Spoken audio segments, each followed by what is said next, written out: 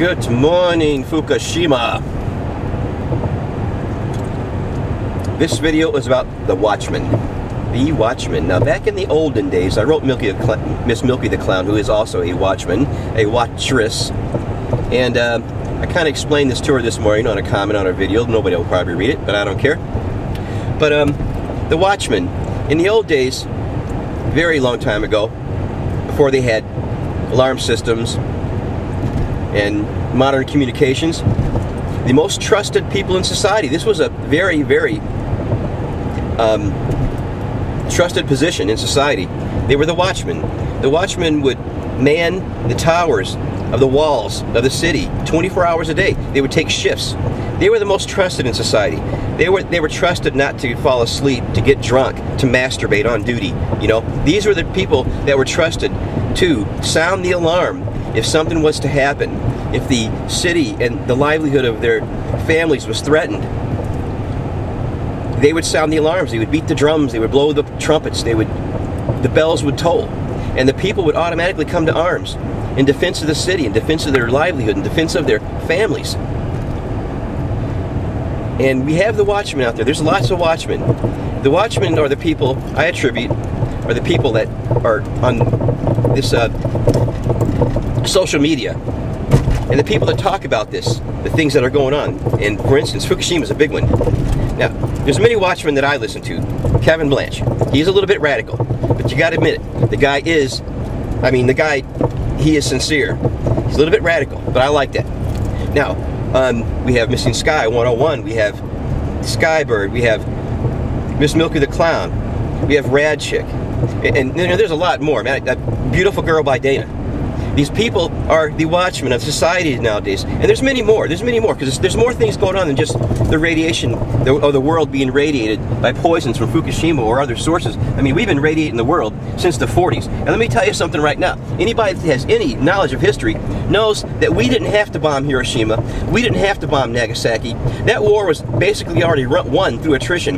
The Japanese had no food. They had no gas. They had nothing. They were desperate. My God, they were flying their planes into ships because they didn't have enough gas to get back to base. We didn't have to bomb those cities. We didn't have to open that nuclear Pandora box. We didn't have to. This was done by, well, by the Watchers.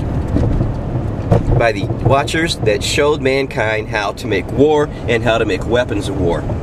We didn't have to open that Pandora's box. We did. And to me, as far as I'm concerned, all those people that were involved with that are 100% evil. Evil bastards. The watchmen. They sound the alarm. But now, the problem is, the enemy isn't on the outside of the gates.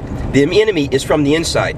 The enemy is the modern day media. The people on television spouting their pablum, puking, poison to the people, and the people believe it. Oh, Fukushima's not bad. Cesium's not bad. Strontium's not bad. Oh, Cesium-134 PBS last night.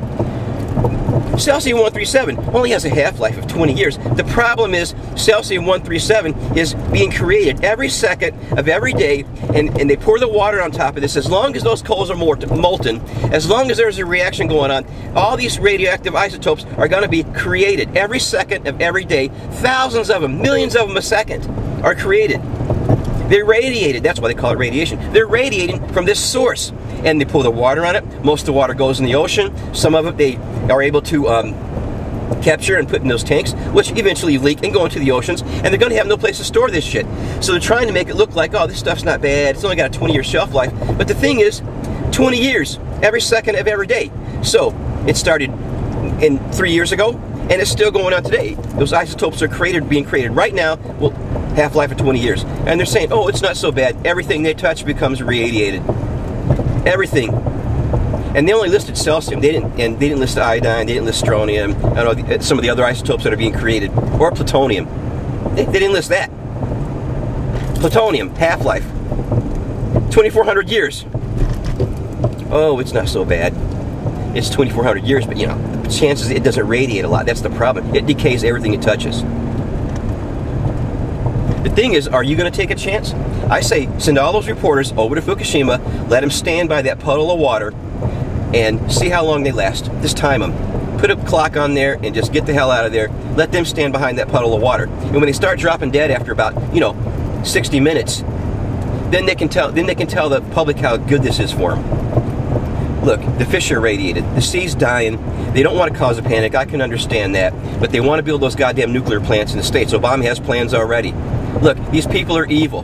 The only thing they have in their mind is to destroy all life on Earth. Not just men, all life, down to the last goddamn one-celled amoeba. All life. Make it like Mars. That is their plan. Destroy everything God made. Everything, because they hate God so much. Yahweh, the Creator God, I'm saying. They hate Yahweh so much. Their hate is so extreme, they want to destroy everything that was created. Including humans. God damn, the best way to do it is start with humans. Duck out. I'm pissed.